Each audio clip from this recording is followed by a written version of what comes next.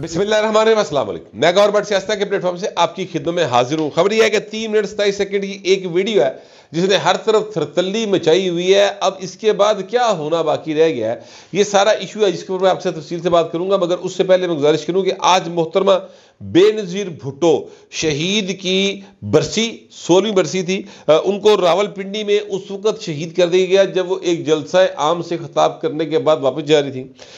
उनके जो कत्ल का इल्ज़ाम है, उन्होंने अपने मरने से पहले एक ईमेल की थी और उस ईमेल में उन्होंने अपने एक अमरीकी सहाफ़ी दोस्त को बताया था कि जनरल परवेज़ मुशर्रफ जो है मुझे कह रहा है कि मेनल बना के रख, वरना आप पाकिस्तान में सर्वाइव नहीं कर सकेंगी, आपको सिक्योरिटी मुहैया नहीं की जा सकेगी। मैं यानी सीधी सीधी कत्ल की धमकी थी। उस शख्स ने भी आकर यहाँ पर बयान रिकॉर्ड कराया, बल्कि उसने वहीं से जो है वो ऑनलाइन बयान रिकॉर्ड करवाया था। बेनज़ीर भुट्टो साहबा के वकला के कहने के ऊपर 16 बरस हो गए सर, जनरल परवेज़ मुशर्रफ जिसके ऊपर मेन इल्ज़ाम था वो दुनिया से चला गया, बहुत बुरी हालत में है। अल्लाह ताला के पास उनका मामला चला गया है। इल्ज़ाम ज़ाहिर है कि पीपल्स पार्टी के लोग लगाते हैं, बेनज़ीर का पुत्र लांदा। मोहतरमा की पार्टी 5 साल इक़्तिदार में रही। इस दौरान मोहतरमा की पार्टी ने जो है वो उनके कातलों को सजा नहीं दिलवा सकी। मोहतरमा की जब पाकिस्तान वापस आई थी 18 अक्टूबर 2007 को, तो सानहा कारसाज हुआ था। अच्छा, एक तो लफ्ज़ जो सानहा है ना, ये हम हर एक जगह से जोड़ देने पड़ गए। शायद आसानी लगती है बोलने में, ये टर्म बन गई है। हालांकि सानहा एक किसी ऐसे वाक़ये को कहा जा सकता है जिसमें कोई ह्यूमन एरर हो, ठीक है। ऐसे वाक़ये को नहीं कहा जा सकता जो प्लान किया गया हो। ये दहशतगर्दी थी बाकायदा, जो 18 अक्टूबर 2007 को हुआ कारसाज के ऊपर। 2 बम धमाके हुए यारो, मतलब ह्यूमन एरर में ना हो गए, ठीक है, किसी की गलती से नहीं हो गए, प्लान करके किए गए, भरपूर तरीके से प्लान करके किए गए। उसमें सैकड़ों जो पार्टी कारकुन थे वो शहीद हुए। बेनज़ीर भुट्टो साहबा बाल बाल बची। मुझे अच्छे तरीके से याद है कि मैं और मेरे साथ और बहुत सारे साफ़ी जो हैं वो कराची में थे उस इवेंट को कवर करने के लिए। और मुझे बार बार फ़ोन के ऊपर एक हमारे दोस्त थे, वो अब पाकिस्तान में नहीं है, तो क्या नाम लेना उनका, वो उन्होंने मुझे बार बार कहा कि भट्ट साहब आप मेहरबानी ये करें कि आप ट्रक के पास मत जाइएगा बेनज़ीर के। तो मैं कहना यार तू अभी मारी जाना। हमारी कोशिश ये थी, हम सब साफियों की, मैं था, जवेद फरूकी साहब थे उसमें, लियाकत अंसारी साहब थे उसमें, रुमान एहसान मरूम थे, आमर भुट्टा साहब थे, हम सब की कोशिश ये थी कि हम बेनज़ीर भुट्टो के ट्रक पे चढ़ जाए और उनका कोई इंटरव्यू कर ले, बीबी ना को हेलो हाय हो जाए, को 2 लफ्ज़ कर लिए, हमको सीन देख लें, हम अपने अखबार में टीवी में कुछ खबर दें। एडा पैडा कट के कराची आए हैं तो जाहिर है कि ये एक बड़ा सीन बनेगा। तो लेकिन हमारी ये कोशिशें जो हैं वो कामयाब नहीं हुई। हम में से सिर्फ एक ही कामयाब हुई, वो रुमान एहसान थे, वो बीबी का इंटरव्यू करने में कामयाब हो गए थे। डान टीवी के थे वो, उस वक्त डान में काम करते थे। तो मुझे बार बार वो शख्सियत जो है वो शख्स फ़ोन करके कहता था कि ट्रक के नेड़े नहीं जाना। तो वो मुझे ये कहते थे कि शदीद खतरा है, एक्चुअली वो मुझे बार बार कहते थे खतरा है। हम नहीं पहुँच सके और फिर वो धमाके हुए और फिर जो शहादतें हुई वो तारीख का हिस्सा है। बहरहाल बेनज़ीर साहब जब लाहौर आई और लाहौर एयरपोर्ट के ऊपर जो सबसे आगे खड़े थे मीडिया में से शख्सियत, वो मैं था। अब हुआ ये कि मैं चूँकि सबसे आगे था, उस वक्त मीडिया इतना ज़्यादा तो नहीं था, लेकिन मीडिया था, 10-15 तो कैमरे होंगे सन, 10 कैमरे तो होंगे ही सन। वो 10 से 10 या 12 से 12 जो टीवी चैनल थे उनके माइक मेरे हाथ में आ गए। उन्होंने मुझे पकड़ा दी कि भट्ट साहब आप आगे हैं तो आप खड़े होकर ये पकड़ लें माइक और बीबी की टाक हो जाएगी। तो सारे वो माइक शक मेरे हाथ में आ गए। अब मैं माइक पकड़ के खड़ा हूँ और सवाल हो रहे हैं, जवाब हो रहे हैं, बीबी जवाब दे रही है। ये लाहौर एयरपोर्ट की बात है। जब सब ने सवाल जवाब कर लिए, बहुत रश था और ये बड़े तिक्के बाजे रहे सन, तो सबके सवालों जवाबों के बाद जब बीबी वापस मुड़ी तो मैंने उनको आवाज़ दी और मैंने कहा बीबी वेलकम टू लाहौर। अच्छा, ये सुनना था कि बेनज़ीर भुट्टो साहबा यूं पलटी, मेरी आंखों के आगे ना अभी तक वो मंजर बिल्कुल ताज़ा है। बेनज़ीर भुट्टो ऐसे पलटी और उन्होंने पलट कर, उनके चेहरे के ऊपर पूरी एक ऐसी खुशी थी जैसे किसी बच्चे को उसकी मनपसंद चीज़ मिल गई हो। उनकी आंखों में चमक थी, उनके चेहरे पे खुशी थी। उन्होंने ऐसे पलट कर मुझे कहा कि थैंक यू भट्ट साहब, थैंक यू सो मच। यानी वो जैसे बंदा ये बात सुनना चाह रहा है कि मैं लाहौर आई हूं तो मुझे को वेलकम कहे। और मैंने ये वेलकम उनको इसलिए कहा क्योंकि बीबी से लाहौर में ही जो आखिरी मुलाकात हुई थी वो 1999 हुई थी, ठीक है, और वो भी एयरपोर्ट पे हुई थी। और वो सर्दियां थी और बड़ा एक अजीब सा सीन था। उस वक्त बीबी जो है उन्होंने आखिरी बार मीडिया से ट्रैक की थी लाहौर के अंदर, और दोबारा लाहौर एयरपोर्ट के ऊपर मेरी उनसे मुलाकात हो रही थी, यानी इस तरह से बात हो रही थी। तो उन्होंने मुझे ये कहा, तो मुझे मेरे दिमाग में अब तक वो उनकी चेहरे की मुस्कुराहट, जो खिलापन था, जो उनकी आंखों में चमक थी, और जिस तरह से वो पलटी थी, वह मेरा ये सुनकर के वेलकम टू लाहौर बीबी, बहुत यानी बिल्कुल ताज़ा है। ये बड़ी खूबसूरत याद है। फिर अनफॉर्चुनेट वाकया हुआ, एक बीबी को शहीद कर दिया गया। प्लान किया हुआ था। अब्बास अतर साहब ने एक पंजाबी की नज़म लिखी थी, पुट्टो दी बेटी, पहले लिखी थी उन्होंने पुट्टो दी बेटी आई जे, जब बेनज़ीर आ रही थी।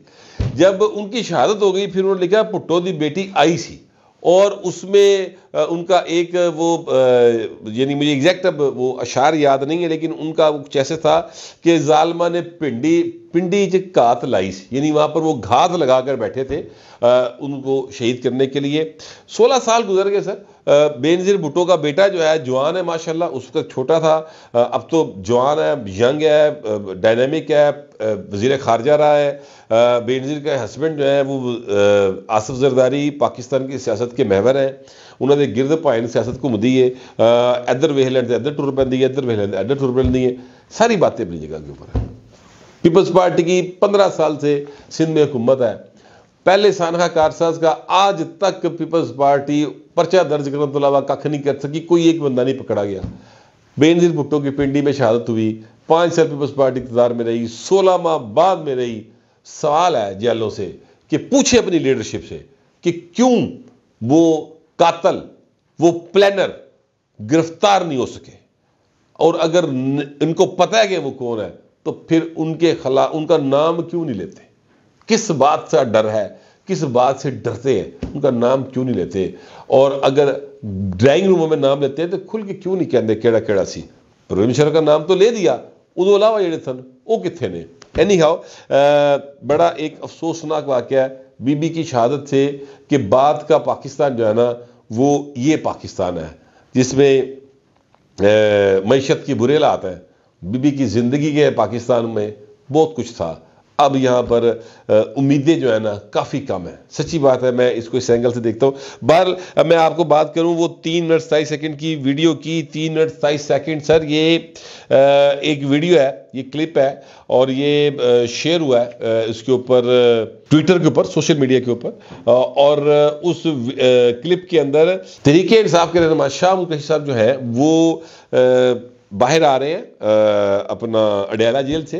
वो जेल के दरवाजे पर रुक जाते हैं, वो कहते हैं मैं बाहर नहीं आऊँगा, और उन्हें पता चल जाता है कि मुझे गिरफ्तार करने के लिए पुलिस सामने खड़ी है, और पूरा एक स्टेज है, एक किस्म का सेट हुआ, लाइट्स कैमरा एक्शन की आवाज़ है, तो भाई ने उस तो बाद काम शुरू है। शाह साहब आते हैं, खिताब करते हैं।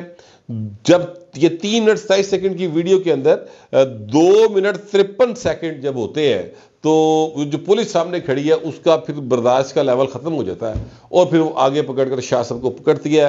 फिर जो तिक्के वाइदे ने वो जिस तरह से उनको यानी बाकायदा धकेलते हुए लेके जाते हैं, काबिल शर्म और काबिल मुजम्मत वो सारे मनाजर हैं।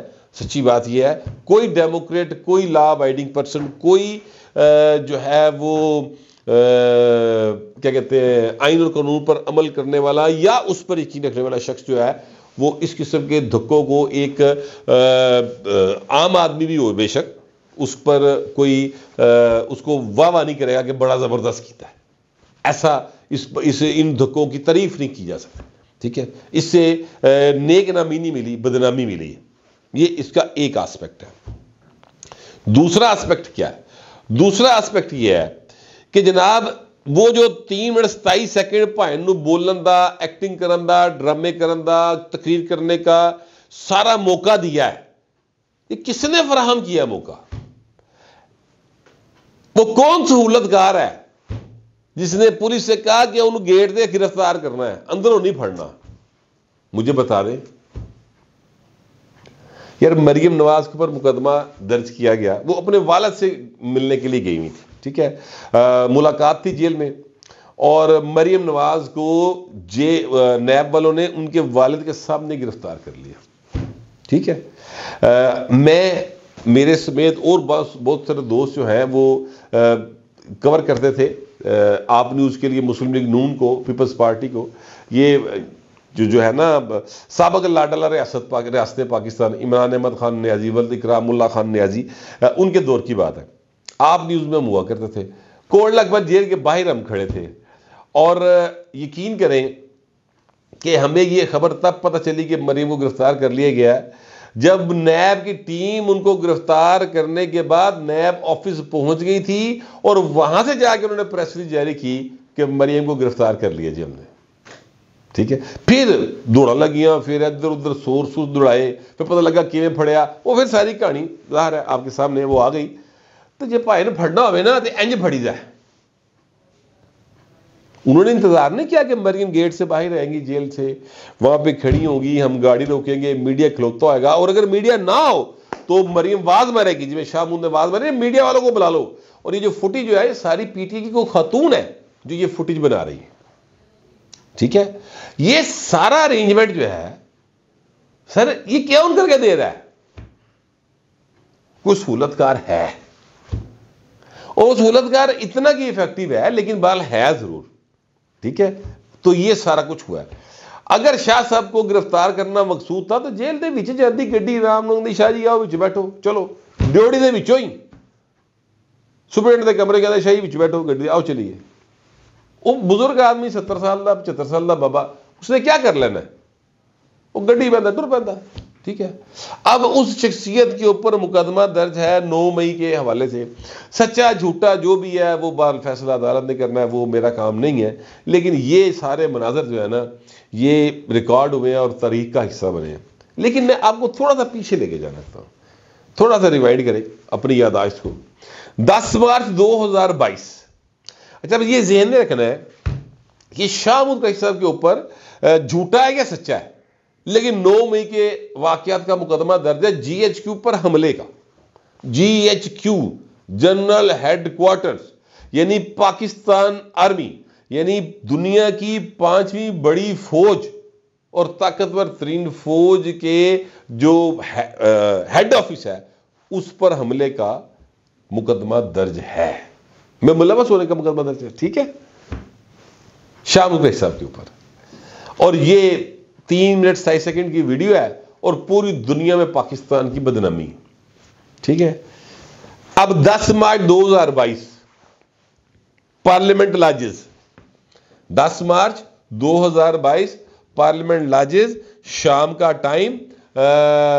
और जनाब ये वो दौर है जिस दौर में जनाब साबक रियासत लाडला रियासत पाकिस्तान जनाब इमरान अहमद खान न्याजी, वल्द इकरामुल्लाह खान न्याजी, जिसको जमिया पालिया पोसिया पढ़ाया लहाया 3 ब्याह करा के वज़ीर बनाया था, उसकी वजारत उज़्मा के खिलाफ तरीके अदम एतमाद जमा हो चुकी है।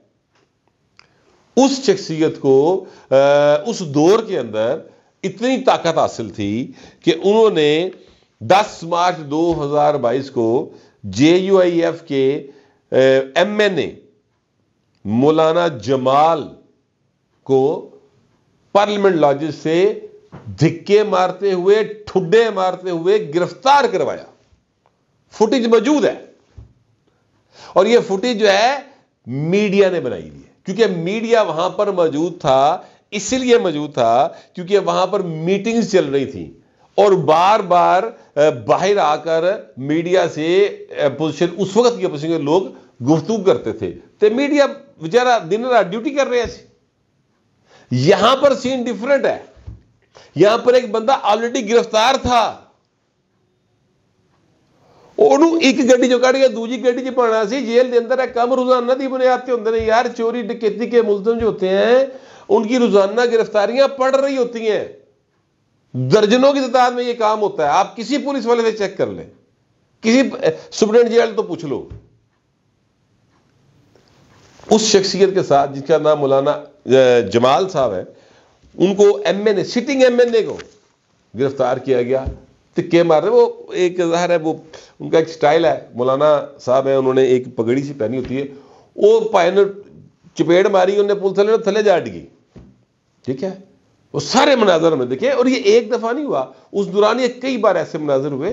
तो जो लोग इस वक्त प्रोपेगेंडा कर रहे हैं सिंपैथी लेने के लिए, पीटीआई के लिए, बाय मेहरबानी वो इस मंजर को भी याद करें। ठीक है, जो कीता है वो सर भुगतना पैना है। जो आपने किया था आपके शाह साहब के साथ हो रहा है, ठीक बात हो गई। अच्छा, लेकिन इसका मतलब हरगिज ये नहीं है, यानी अगर वो बात काबिल मुजम्मत थी तो ये बात भी काबिल मुजम्मत है। लेकिन सबसे ज्यादा मेरे नजदीक काबिल मुजम्मत वो शख्सियत है जिसने ये सारी सहूलतकारी की कि ये सारी फुटेज बन जाए और ये सारी आइटम पाई है ना, और भाई ना वो लभो। ठीक है, बुक्कल च चोर कड्डो तो मामला सीधा हो जाएगा। अगर इसी तरह के ड्रामे जारी रहे तो माजर के साथ 9 मई के वाकयात समेत किसी वाक्य में भी जो असल मुजरम है वो कैफरे किरदार तक नहीं पहुंच सकेंगे। मुझे कम अज कम ऐसे लगता है, आपको पता नहीं कैसा लगता है। जैसा भी लगता है लिखिएगा जरूर, मगर जरा तहजीब के साथ। फिल वक्त इतने, मिलते अगले व्लॉग में।